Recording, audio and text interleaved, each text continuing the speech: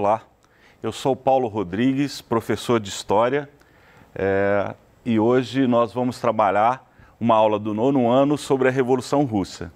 Eu espero que vocês gostem. É uma aula introdutória, né? Uma introdução para chamar a atenção de alguns aspectos que eu acho relevantes sobre o tema, correto? Mas aprofundem e discutam com os seus professores, com os seus colegas, para que a gente tenha um bom desenvolvimento do tema. Muito bem.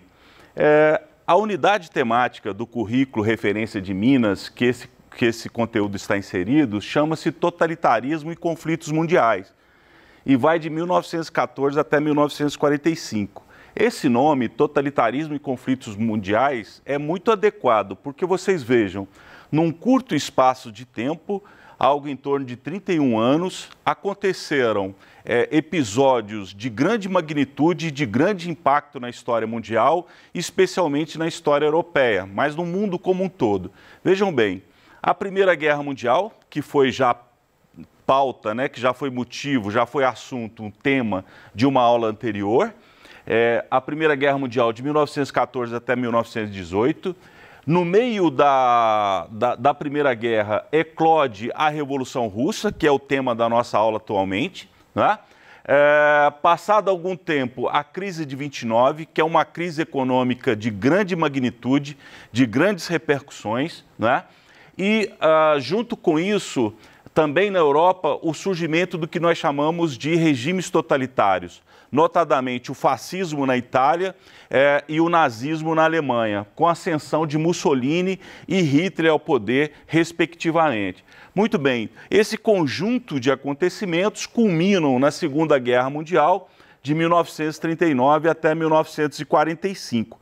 Então vocês vejam que é um conjunto de acontecimentos muito significativos, que eu acho que vale a pena, inclusive, professor, eu trouxe até uma sugestão de uma atividade, caso você queira desenvolver com seus alunos, que é o estabelecimento de uma linha do tempo, né, com esses principais acontecimentos, para que vocês possam discutir e estabelecer as relações entre um e outro, ok? Muito bem. A Revolução Russa, que é o nosso tema propriamente dessa aula, né?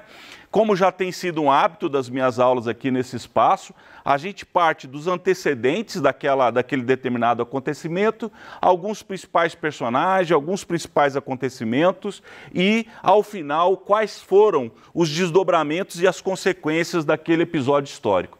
Muito bem. Vejam bem, então, em termos de antecedentes, né, como que era a Rússia antes do processo revolucionário? Eu trouxe aqui, em linhas gerais, alguns pontos que nos ajudam a compreender esse país antes do processo da Revolução. Pois muito bem, a Rússia era um império gigantesco, imenso. Não é à toa que até hoje a Rússia continua sendo o maior país em termos territoriais do mundo, né? O Império Russo era muito grande. Mas conforme está até escrito no PET de vocês, no material de vocês, era um gigante de pés de barro. Ou seja, era um gigante, era muito grande, mas tinha fragilidades. Vamos entender essas fragilidades. Primeiro, dentro do Império Russo, estudantes, haviam várias etnias e, por suas vezes, às vezes, conflitos nacionalistas e etc., né? Então, havia uma multiplicidade de povos ali dentro do Império, o que trazia alguns conflitos. Outra característica importante, a Rússia, em pleno século XX, ainda era um país absolutista, era governado pelo que nós chamávamos de czar, né? Czar talvez venha de Roma, né? De César, né? A pronúncia, há divergências em relação à pronúncia, mas o imperador da Rússia tinha essa nomenclatura, esse nome, né, de czar, e o último deles é o Nicolau II, que é da dinastia Romanov. Muito bem, aliás, pessoal, um parêntese, quem tem interesse, quem tem acesso, na Netflix tem até uma série retratando um pouco essa reta final da dinastia dos Romanov. Pois muito bem, agora vocês vejam, a Revolução Francesa, em 1789, praticamente varreu o absolutismo na Europa. No entanto, o Império Russo permanecia como um regime absolutista. Bom, esse regime absolutista era extremamente repressivo, não é? As oposições, as opiniões contrárias ao regime, ao imperador, eram brutalmente reprimidas, e esse imperador ele tinha uma aliança, né? Uma parceria com os setores privilegiados da sociedade. Quais eram? A aristocracia rural, uma determinada nobreza, não é? Uma elite militar, o alto escalão das Forças Armadas, a chamada Igreja Ortodoxa Cristã, que era a igreja predominante na Rússia, e uma burguesia que está nascendo, não é? E que se aproxima desse núcleo de poder. Bom, outra característica da Rússia é um país eminentemente agrário, não é? Algo em torno de 80% da população vive no campo. E para vocês verem também essa questão de um certo atraso da Rússia, porque a servidão, que remonta lá na Idade Média, pessoal, só foi abolida na Rússia em meados do século XIX, a partir de 1861. Bom, mas apesar dessa estrutura agrária, dessa estrutura um pouco arcaica, há, por outro lado, centros industrializados importantes na Rússia, não é? Eu destacaria Moscou, São Petersburgo, são cidades grandes, já com fábricas grandes, com um movimento operário, com um contingente de operários bastante significativos. Agora, seja no campo, seja na cidade, a vida dos trabalhadores era realmente de muita precariedade. Muito bem. Eu trago para vocês, só a título, né, para a gente ter uma noção, o tamanho, né, gigantesco do Império Russo. Essa imagem aqui é de 1914. Vocês veem que parte da Ásia, né, uma boa parcela da Europa, tudo tomado. A Rússia realmente é um país de magnitudes espetaculares. E do outro lado aqui, o nosso querido Nicolau II, né, que, conforme eu disse, foi o último czar da Rússia antes do processo revolucionário. Ele está aqui, inclusive, vestido, né, com vestes militares. Ele foi uma das lideranças da Primeira Guerra, mas isso aí é parte da nossa história. Vamos lá, pessoal. Bom, eu trago aqui uma linha do tempo, só a título para visualização mesmo, dos principais acontecimentos do que nós chamamos de Revolução Russa. E vocês vejam que eu até coloquei aqui no plural, porque tem muitos autores, de fato, que chamam a Revolução Russa no plural, Revoluções Russas, porque foram vários episódios até culminar, né, na Revolução de Outubro de 1917. Depois a gente dá uma olhadinha. Então, vejam bem, o primeiro que nós estamos chamando a atenção aqui, 1905, eu trago a apresentação aqui para a gente dar uma olhada. O que aconteceu em 1905? Olha o nome, Ensaio Geral, né? Essa nomenclatura, se não me falha a memória, foi dada por Lenin, né? Que ele chamou 1905 do Ensaio Geral da Revolução. Por que isso? Vejam bem, no início do século XX, a Rússia e o Japão entram num conflito entre ambos os países, um conflito para disputa imperialista, principalmente na região da Manchúria, e a Rússia leva uma derrota fragorosa do Japão, não é? Essa guerra, além da derrota, ela traz também crises econômicas e gera uma insatisfação muito grande na população, com mobilizações importantes. E uma dessas mobilizações que ficou super conhecida, que é o chamado Domingo Sangrento. Não é o Domingo Sangrento daquela música clássica do U2, né? Porque aquilo lá foi na Irlanda, mas o Domingo Sangrento foi uma mobilização de pessoas pobres, operários, etc., que tentam levar uma carta, né? Uma manifestação, um documento ao czar, né, pedindo melhorias das condições de vida. Era uma manifestação pacífica e essa manifestação é brutalmente reprimida pelas forças militares do czarismo. Isso gera um desgaste muito profundo, não é, na imagem do czar, na imagem do regime russo. Muito bem. Nesse período, outras características importantes. Surgem os soviets, né? Os soviets são assembleias, são reuniões de operários camponeses, não é, que discutem as suas reivindicações, que organizam as suas mobilizações, e nós vamos ver que eles vão ser muito importantes à frente. E surgem também, por pressão, né? O czar Nicolau II acaba estabelecendo um parlamento, né, um congresso dentro da Rússia, que lá toma o nome de Duma. Muito bem. Eu antes da gente continuar nos acontecimentos, eu vou fazer uma breve parada aqui, pessoal, porque eu vou trazer 3 conceitos.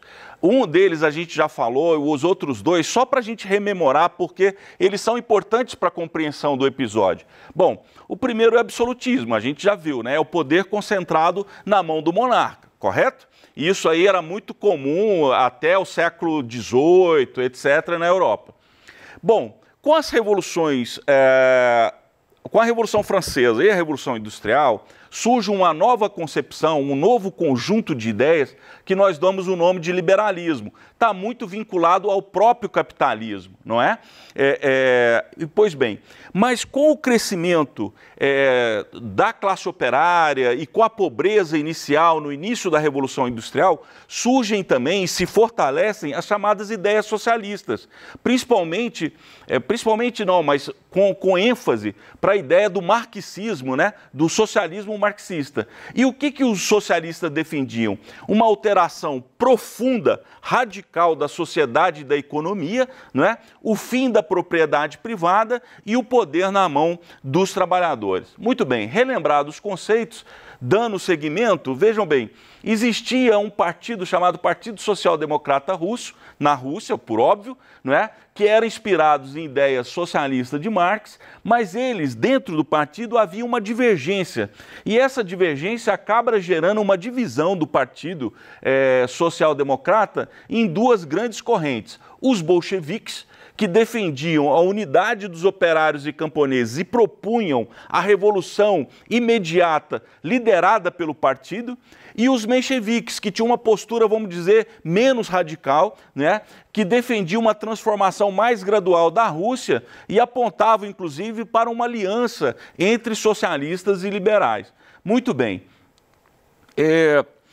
Passado 1905, as coisas dão uma acalmada na Rússia, não é?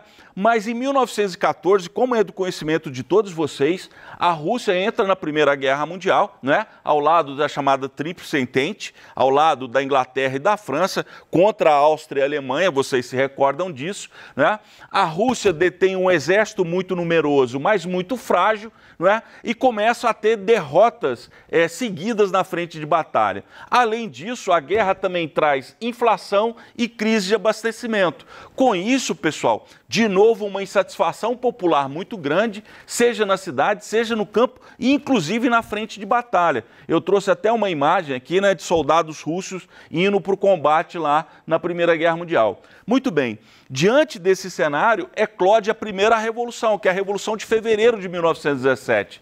Então, as derrotas e a crise provocada pela Primeira Guerra levam à revolta da população, né? O movimento operário em crescimento, os soviets cada vez mais atuantes, as forças militares se recusam a reprimir o movimento operário e esse caldeirão, né? Essa tensão, essa mobilização leva à queda do czar, que abdica ao trono, e aí passa-se a existir o governo provisório da Duma do parlamento. Essa, então, é a Revolução de Fevereiro de 1917. Mas vejam bem, as coisas não se resolvem, até porque o governo provisório mantém a Rússia na Primeira Guerra. E, diante disso, cria-se uma situação que nós chamamos dualidade de poder. Veja bem, o poder é disputado tanto pela Duma quanto dos soviets. E, nesse momento, ali, a partir de março, abril, muitos bolcheviques que eram exilados, né, pelo czarismo começam a retornar para a Rússia. Entre eles, Lenin, que era a grande liderança dos bolcheviques, que traz 2 palavras de ordem muito importantes. Ele dizia, em primeiro lugar, todo o poder aos soviets. E, em segundo lugar, ele dizia, pão, paz e terra. Vejam bem, são palavras de ordem simples, mas muito fortes para a população, para o diálogo com a população. Muito bem.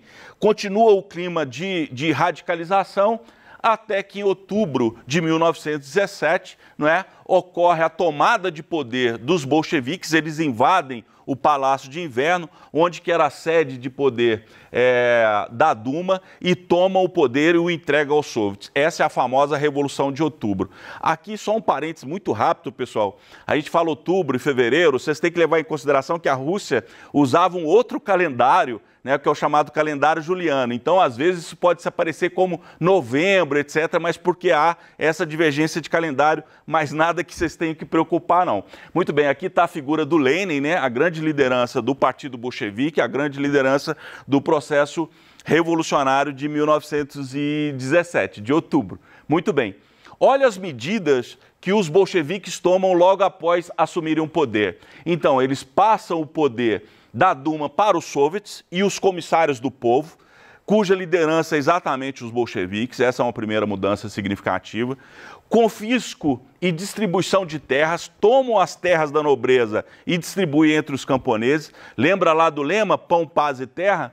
Intervenção do Estado na economia, inclusive com a nacionalização, ou seja, o controle pelo Estado de bancos, de ferrovias, de indústrias, algumas inclusive de capital externo, não é?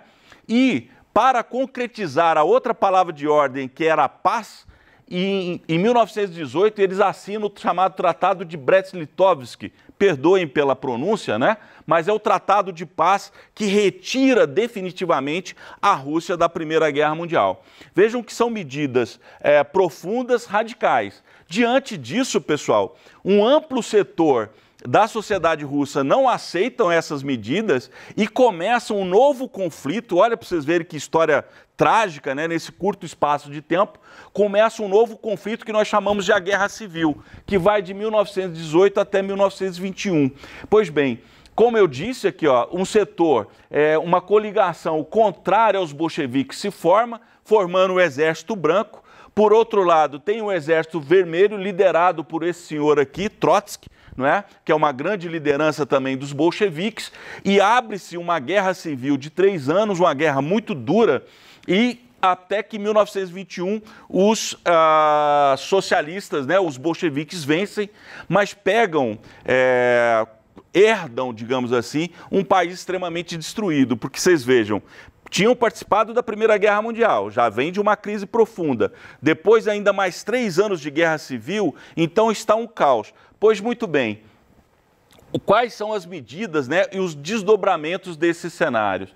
Para restabelecer a economia, o Lenin lança uma nova política econômica que ficou exatamente com esse nome, né, chamada NEP, que é uma tentativa de resgatar a economia russa da crise trazida pela guerra seguida de guerra civil, não é?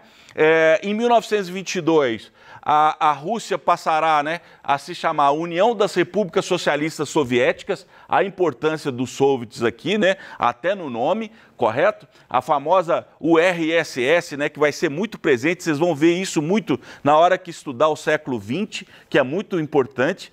Bom, nesse período 22, 23, o Lenin passa a ficar cada vez mais doente e abre uma disputa de poder entre duas lideranças importantes, chamado Trotsky e Stalin, né? Nessa disputa de poder, acaba sobressaindo a figura do Stalin, que assume o controle do Partido Comunista, que os bolcheviques deixam de chamar bolcheviques e passam a se chamar Partido Comunista Russo, né? Então o Stalin, a partir de 1924, assume tanto o controle do partido quanto o controle da própria União Socialista Soviética. Aqui, senhoras e senhores, eu considero que nós podemos dizer que o processo revolucionário chega ao seu fim, não é?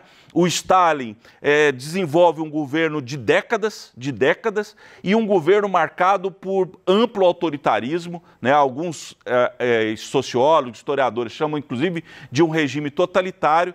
Por outro lado, também leva a União Soviética a um desenvolvimento econômico, etc., muito significativo. Vocês vão ver que, inclusive, a União Soviética vai ter um papel decisivo na Segunda Guerra Mundial, à luz desse desenvolvimento que se dá aqui nesse período após a Guerra Civil.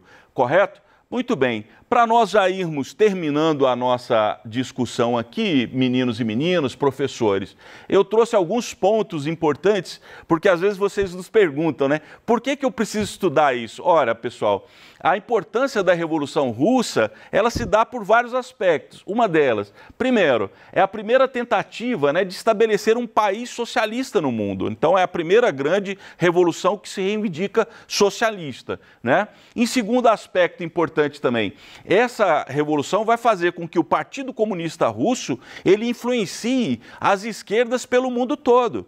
Se vocês se recordam lá da nossa aula sobre Primeira República no Brasil, né, em 1922 surge o Partido Comunista Brasileiro, muito influenciado por essa revolução aqui também, né? Conforme eu disse, a União Soviética vai ter um papel fundamental, preponderante na Segunda Guerra Mundial, na derrota, né, do nazismo, na derrota do Hitler. E não só isso, pessoal. Passada a Segunda Guerra Mundial, a União Soviética vai ser um protagonista ao lado versus os Estados Unidos da América, vai ser um protagonista importantíssimo na Guerra Fria, que é a característica fundamental de todo o século XX, né? De toda a segunda metade do século XX. Então, é um acontecimento realmente muito importante. Eu espero que vocês tenham gostado. Aqui está a bandeira, né? Que foi a bandeira símbolo do comunismo durante décadas. A foice e o martelo representa a unidade entre operários e camponeses, né? Muito interessante. Muito bem. Eu proponho uma atividade, professores, porque como são conceitos bastante complexos, etc., caso você queira pedir seus meninos para fazer quadros comparativos ou quadros conceituais sobre a Revolução Russa, eu acho interessante. Aqui, pessoal, estão as referências bibliográficas, né, as nossas referências, os livros sobre os quais a gente baseou, né, basicamente essa aula. Tem um autor que eu gosto muito, que é esse senhor chamado Eric Hobsbawm, que eu me inspirei bastante para estruturar essa aula, e eu espero que vocês tenham gostado. Muito obrigado e bons estudos.